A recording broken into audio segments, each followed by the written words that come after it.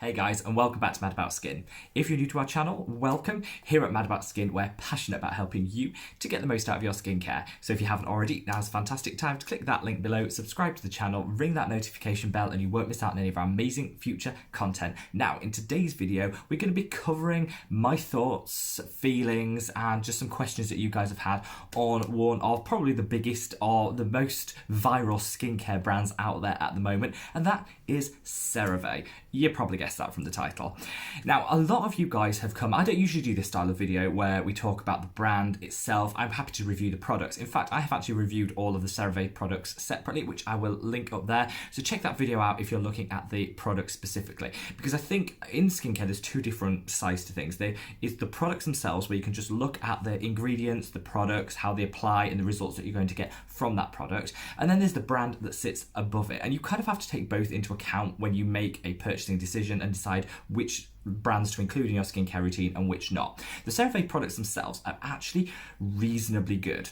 I don't think they're as hyped and as amazing as some influencers would have you believe, or the company themselves would have you believe. You know, people have this brand has kind of gone viral recently, and everyone says, oh my god, life-changing, skin-changing, this is amazing. A lot of you guys actually leave comments on those videos to say, didn't really do anything for my skin, it broke me out, I wasn't a huge fan of it. I don't think their products are as good as the buzz around them would suggest. So check out that video if you want to know about the products themselves. But above that sits the brand. And so what I want to talk today is just answer some questions that you guys have around why I never feature CeraVe in any of my videos other than that separate review, why it doesn't form part of my skincare routine or anything I recommend to you guys. Because a lot of you guys do come to me with things like eczema, dermatitis, dry skin, acne, you know, and say, what would you recommend? I've done videos on these things, and never does CeraVe get included in those. And there's quite a few reasons for that. So I'm just going to sit down, we're going to talk about the reasons. Now, I want to keep this factual. These are the reasons why I would never buy from this brand and have made a conscious purchasing decision to not buy from this brand. Skincare and your own purchasing decisions are unique to you as an individual, and different things motivate different people. This is why I hate the term influencer, because I think actually I'm certainly not here to influence anyone. I'm here to put what my view is, and I want to do it in a factual way so you guys can then feed that into your purchasing decision. But there's 101 other things and other people's views which will form that. So in no way do I want to tell you whether to buy or not to buy CeraVe. I just want to share with you and answer some of the questions that you have as well around why it never features on my channel when you look at some of the other well-known skincare influencers on YouTube, and it's just like one of their favourite brands, one of their number one brands, and they can't sing its praises enough. So hopefully this will just tackle it. So let's just cover some of the basics. So CeraVe as a company has been around 4 years, but was bought out in 2017 by L'Oreal Group, which is the biggest manufacturer of cosmetics, perfumes and beauty products in the world. So skincare obviously comes under that banner, but it's the biggest skincare company in the world. They have huge multi-billion-dollar operations, and they acquired CeraVe for a reported £1.3 billion. So it was already doing very well pre this.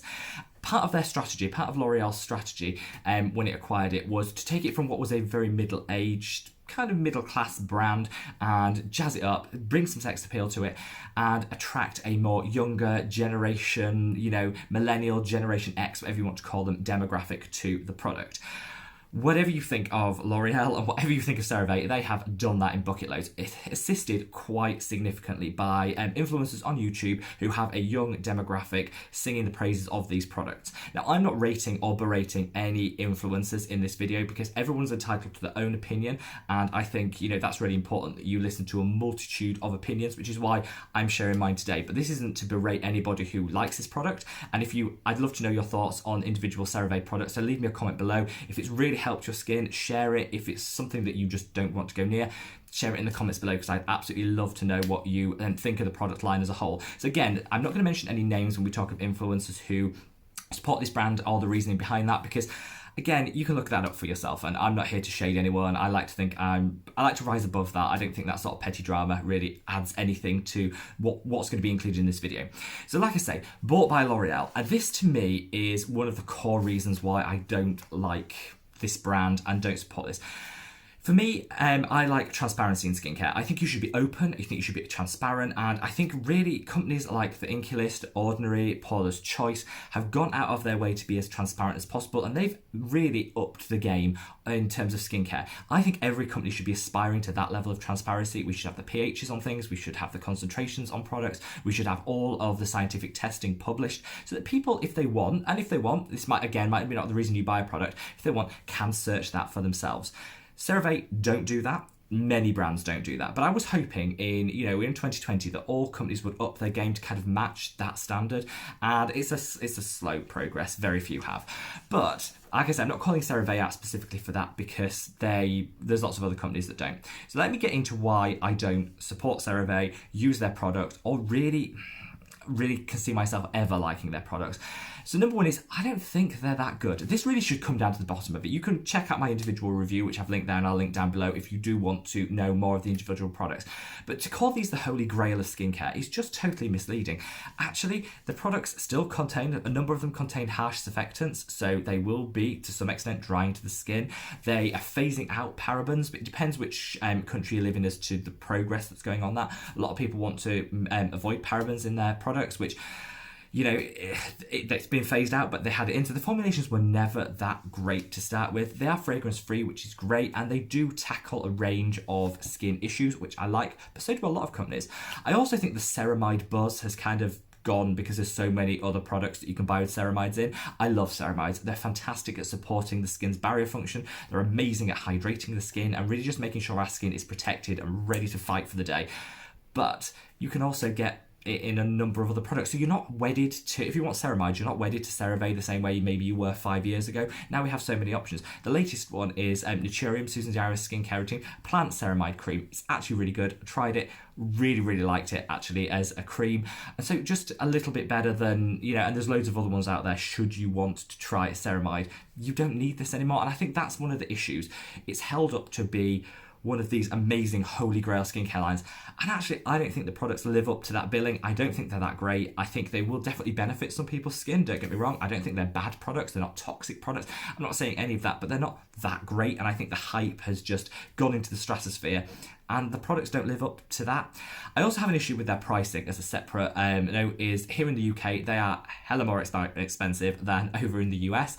I do appreciate that different tax regimes exist in different countries, which might add a little bit of pound, take away a few dollars, whatever, here and there, but there shouldn't be that wide a discrepancy. And so for me, I think brands often capitalise on what they can feel they can charge in an individual market, and they're obviously capitalising in the UK by charging some extra pounds to make some extra money. I don't disagree with that. I just think it's a little bit disingenuous when there's a huge conglomerate like L'Oreal doesn't need to be, rinsing people for a few extra pounds in the UK. I just think their pricing is a little bit skewed depending on where you buy the product, and I don't like that. I would expect for a huge, for a small indie brand, absolutely, they have to reflect the individual costs in different territories in their products. But for a big multi-billion pound multinational corporation like L'Oreal, they don't need to do that. And I think the pricing should be more standard, and take into account exchange rates, obviously, but should be more standard, and it's just not. Let's get into the real nub, though, of why I will not be purchasing from this company. I, on this channel, have always supported people's decisions on whether they want to buy from products which are tested on animals or not. That is an individual's decision as to whether they want to go cruelty-free or whether they're happy to look at the quality of the product, and maybe that isn't their sole reason for purchasing or not purchasing a product. I don't tell people you have to go cruelty-free. This is the only thing. I would encourage people to try cruelty-free options where the products are just as good or better, but I don't think you should have to buy cruelty-free. It's a personal decision. However, companies have to be open and transparent with whether they test on animals to allow people to make that decision. And so I have no issue with a company, say, like La Roche-Posay, which does continue to test on animals. You need to make that decision whether you want to purchase that product or not, and that's your individual decision. But the information's out there to allow you to make an informed decision. With CeraVe, I just don't feel that that's the case. And they go about things in a way which lack transparency and make it difficult to make that decision. So if you go onto the CeraVe website, they say categorically, and you Google it for yourself, that CeraVe products are not tested on animals. So you, as an ethical consumer, can say, okay, I am massively driven by cruelty-free products, and so I am going to buy from CeraVe. That is, in fact, a load of old rot, and they are not a cruelty-free brand. Now, they were careful to say they don't test as a company, they don't test on animals. They never said they were cruelty-free, but it's implied by that, and I think this is where some of the duplicity comes into it and where it just doesn't sit very comfortably for me as a consumer, and why the main reason I choose not to purchase from this brand. So if you go to the L'Oreal website, who own and make the decisions on this sort of thing for CeraVe, if you go onto their website, they say L'Oreal no longer tests any of its products or ingredients on animals, nor does L'Oreal delegate this testing to other authorities. So you think, okay, great. L'Oreal, historically, a lot of animal tester, big proponent of animal testing. Turned a new leaf, fantastic. We can all get on board with that. I do think every company should be given a chance to change, and maybe L'Oreal have done that. However, separate to this, and quite a bit of the way down, they then caveat by saying exceptions are made where authorities require it by law. So you do test on animals then. This is it. They might not physically do the testing themselves, but if you're allowing people on your behalf to test your products on animals, and in some cases funding that, you're definitely testing on animals. And this is where some of that, like, you can't caveat things. You either, I think this is a black or white issue. You're either cruelty-free or you're not. This is not a cruelty-free company, but they like to masquerade as they are because they know deep down this is probably what their new Generation X millennial consumers actually want. So they masquerade it, which just doesn't sit very well with me. They also say as well under their thing where they say they don't test on animals, and they drew a line under the in 2013. They said any products, any ingredients which were tested on animals pre-2013 are fine, but from 2013 onwards, if it was tested on animals, then we won't include it in our product. Fine, you do have to draw a line under it. However, they say, again, exceptions will also allow ingredients tested on animals for non-cosmetic purposes to be included, as it's not cosmetic testing. So they're against cosmetic testing on animals, but they're quite happy to use, if it was done for food or for other medical grade testing, to include that in there, because that doesn't count because it's not specifically on cosmetics. Load of old rot. And for me, it just doesn't sit particularly well. This is not a cruelty-free company. This is a company which continues to test on animals, whether they do it themselves or they delegate that or they pay for it or they allow it to happen. A lot of companies, The Ordinary are a fantastic example. In fact, all of Decium's brands are a fantastic example. Made the decision to not sell into Brazil or China. Both of those countries require animal testing on cosmetics by law. So if you want to sell in those countries, you have to test on animals. Decium made the decision that their ethics mattered more to them than the coin that they could make from it, and said, okay, we won't sell into either of these territories because we don't want to test on animals or have other people test our products on animals. So that's great. That is true cruelty-free. You're putting your ethics above your pounds, and they're open and honest about that. I think that's fantastic. Equally, some companies have said, actually, we do want to sell into China. This is a huge market. We want to make profit, and we want to benefit from that. And we want the Chinese people to enjoy our products, which is absolutely fine. And so we will tolerate animal testing. That's fine. Again, if you're open about it, don't stick at we do not test on animals, but then caveat it heavily below.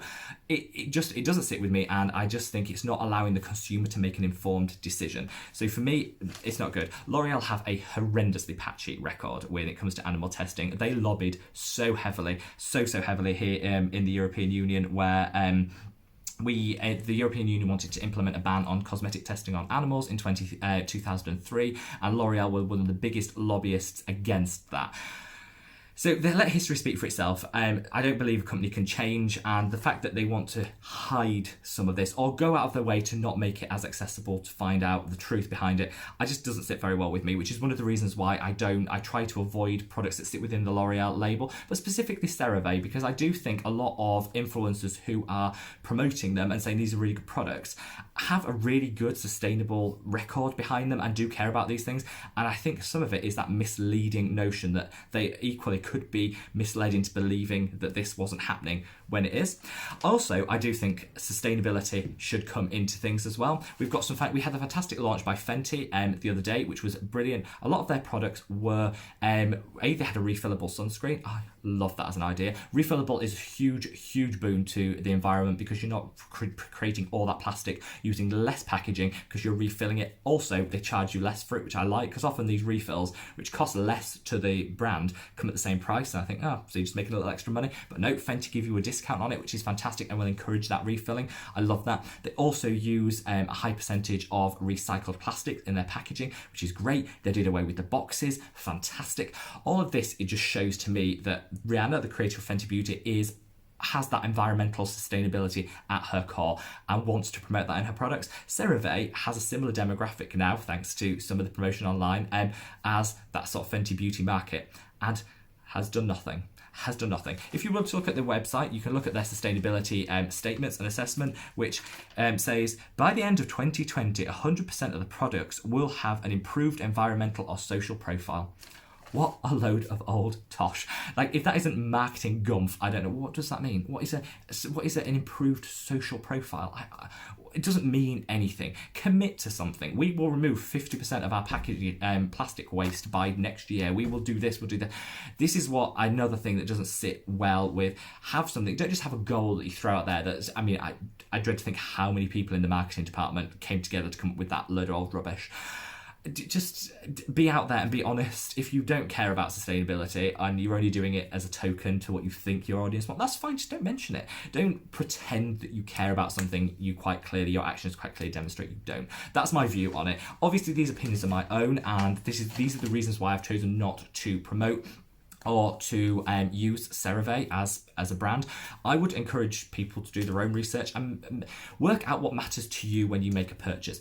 If CeraVe has transformed your skin and their products are fantastic for your skin, then I don't judge you for keeping using them. I mean, this is your choice. It's an individual's choice. All I'm here is to give you why. When you ask me why I don't use it when other influencers do, I just wanted to be open and honest with you. This is my personal preference when it comes to making a purchasing decision. Yours might be totally different, and there's no judgment for that. Nobody's right or wrong, but I would love to know your thoughts on CeraVe as a brand below. So let me know what you think. Has this changed your mind?